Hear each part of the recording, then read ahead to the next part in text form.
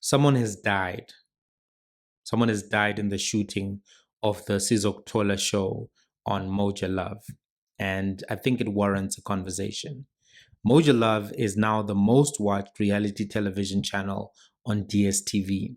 They are also capable of getting their shows discussed on social media platforms, which amplifies their reach quite significantly. The top 5 watched shows on Moja Love are Sizokuthola, Ex Repo, Isengane Lengani, Uyajola 99, and You Promised to Marry Me. There's a massive scandal about the show Sizokuthola because of what happened in one of the shows as it was being recorded. They went there with the Tata Zonke Policing Forum and Amapanyaza, who are the security wardens for the province of Gauteng.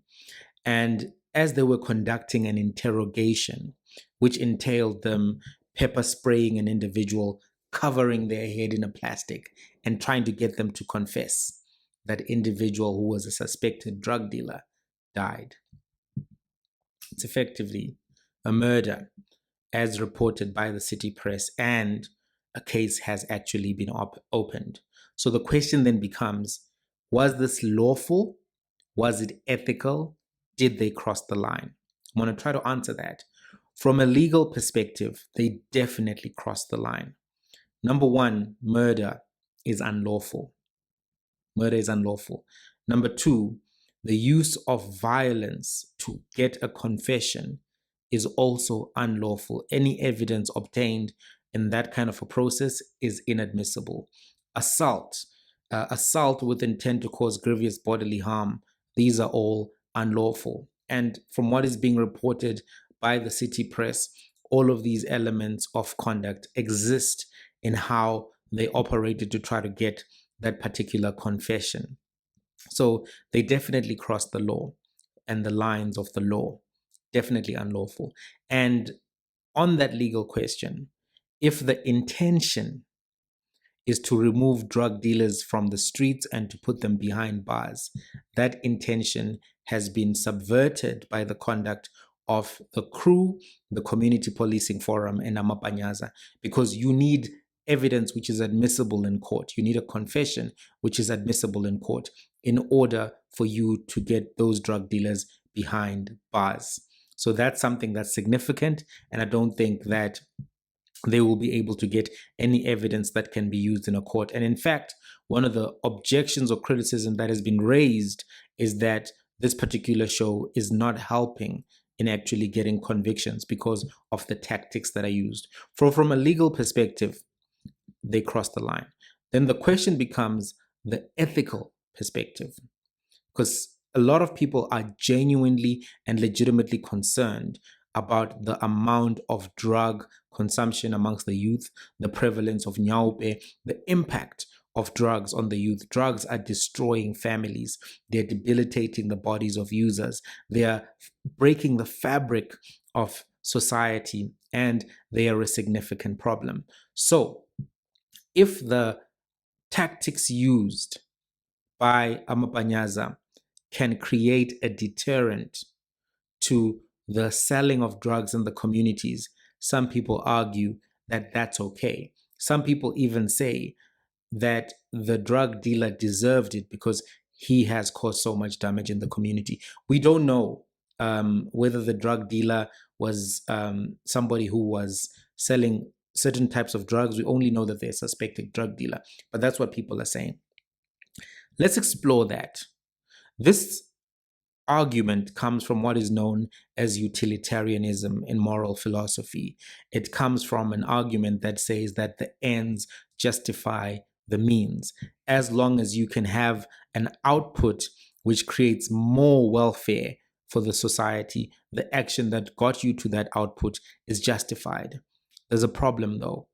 The consequences are not guaranteed, and there's nothing to prove that Sizokuthola has actually reduced drug consumption or even drug distribution in townships of South Africa. There are many other elements that are involved in drug consumption and drug sale. Part of those are if you need to reduce drug consumption, you need to get the drug dealers off the streets, but you also need to get the kingpins or the masterminds also off the street.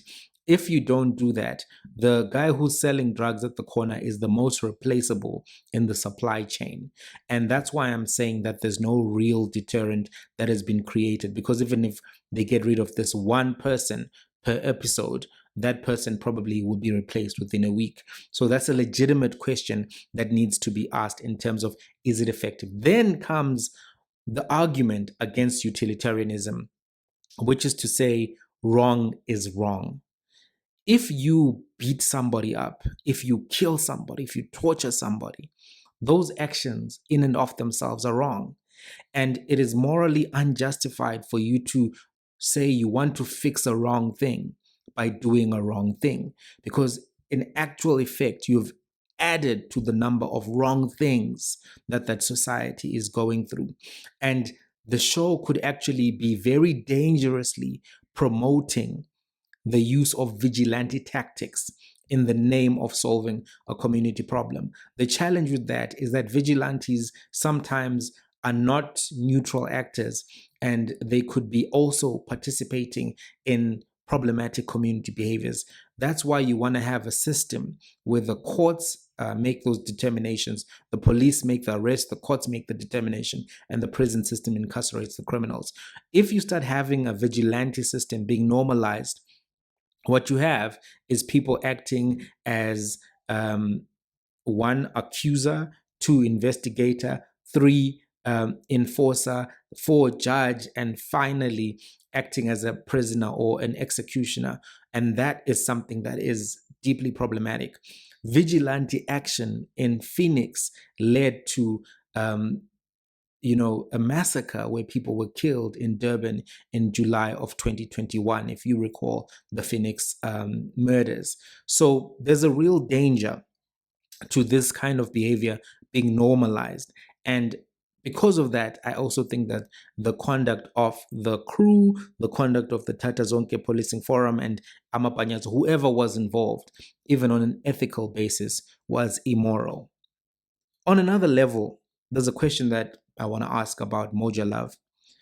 Is Moja Love creating content that is healthy, or content that is amplifying stereotypes, that is depicting Black people in a negative light, and in so doing, eroding self-identity amongst the Black community?